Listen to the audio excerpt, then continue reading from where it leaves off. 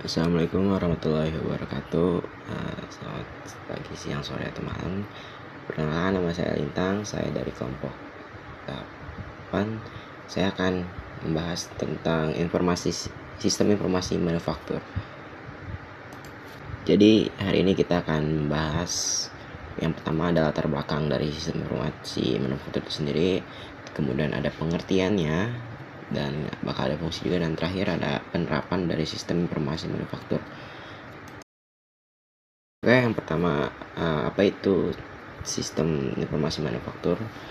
Jadi sistem informasi manufaktur itu sistem yang mengintegrasikan data, proses, dan teknologi untuk mendukung kegiatan operasional dan manajerial dalam industri manufaktur. Dan tujuan penulisan kita dan makalah kemarin itu adalah untuk menjelaskan tentang pengertian, fungsi, komponen, model, dan aplikasi sistem informasi manufaktur dalam industri manufaktur. Nah, di sistem informasi manufaktur sendiri ini meliputi beberapa poin dalam sistem informasi manufaktur. Yang pertama ada sistem perencanaan manufaktur, kemudian ada rencana produksi, rencana tenaga kerja, rencana kebutuhan bahan baku, dan terakhir itu ada sistem pengendalian manufaktur. Apa itu perencanaan sistem manufaktur? Sistem perencanaan manufaktur adalah sebuah sistem yang digunakan untuk merencanakan dan mengelola proses produksi dalam sebuah perusahaan. Sistem pengendalian manufaktur sendiri itu digunakan untuk mengendalikan dan memantau sebuah proses produksi dalam perusahaan manufaktur. Sistem ini mencakup seperti rencana produksi, tenaga kerja, dan kebutuhan bahan baku. Nah, setelah kita mengetahui tujuan dari sistem manufaktur itu apa, dan kita lanjut ke pengertian sistem informasi manufaktur. Sistem informasi manufaktur adalah sistem yang dilakukan secara terkomputerisasi agar data sistem informasi fungsional lain dalam perusahaan dapat dihubungkan secara bersamaan, alias menjadi satu dalam satu kebutuhan data. Melalui dukungan manajemen yang mendapatkan dari penggunaan sistem tersebut, pemecahan masalah yang dihadapi perusahaan dan agar dapat dilalui dengan mudah. Adapun beberapa model dalam sistem informasi seperti input data, data internal, dan data eksternal. Apa itu input data?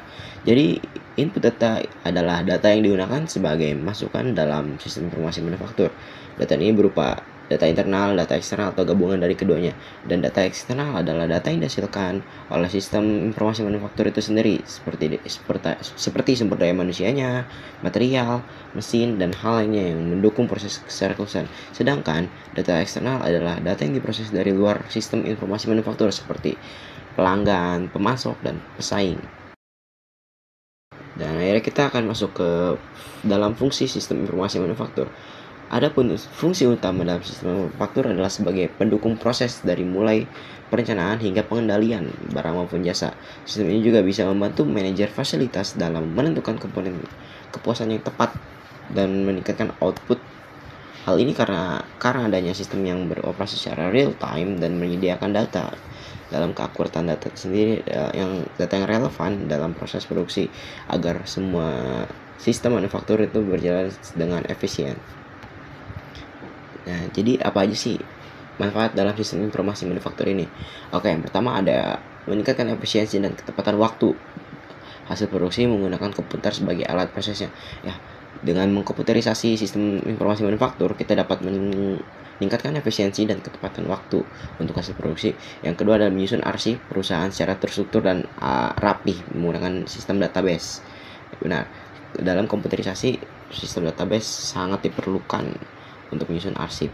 Yang ketiga, memperoleh informasi yang akurat dan terpercaya dengan cepat.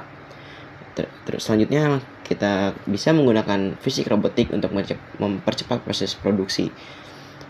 Selanjutnya, membantu perusahaan dalam mengambil keputusan bisnis yang tepat dan efektif, karena kita bisa lihat dari sistem database seperti sebelumnya. Kita tahu mana yang tepat dan efektif.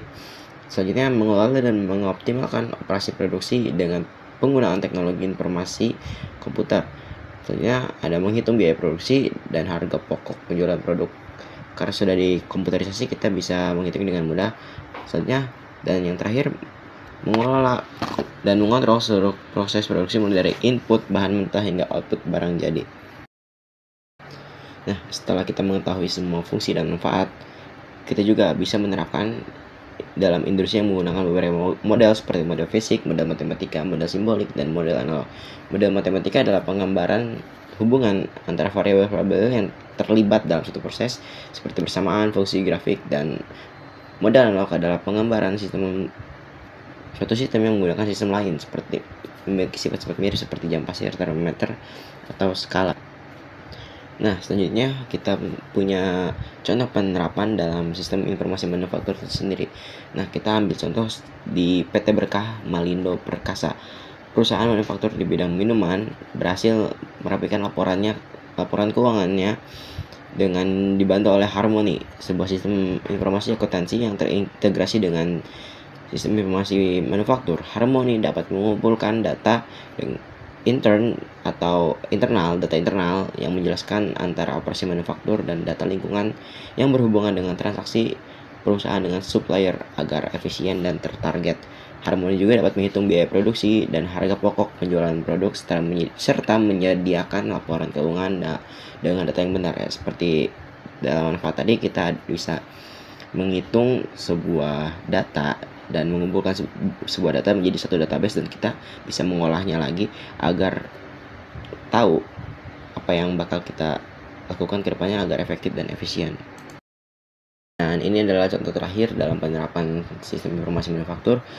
Nah, kita akan mengambil contoh pada PT Koneksi, perusahaan penyedia layanan cloud computing, menyediakan SIM berbasis cloud atau online secara real time oleh perusahaan manufaktur sehingga memudahkan koordinasi dan kolaborasi antara departemen dan juga anggota atau dua perusahaan. SIM berbasis cloud ini dapat memantau kualitas produk, mengelola persediaan bahan baku, dan mengendalikan seluruh proses produksi. SIM yang berbasis cloud ini juga dapat menggunakan fisik robotik untuk mencapai sebuah proses produksi. Jadi kita tidak hanya perlu langsung berkontekan fisik, kita juga dapat berkomunikasi antara cloud atau online secara computing agar mempercepat waktu dan menekan biaya produksi ataupun transportasi. Nah, itu saja beberapa contoh dari penerapan ini, dan saya sudah di ujung pembahasan dari sistem informasi manufaktur. Nah, semoga kalian bisa memahaminya. Sekian dan terima kasih.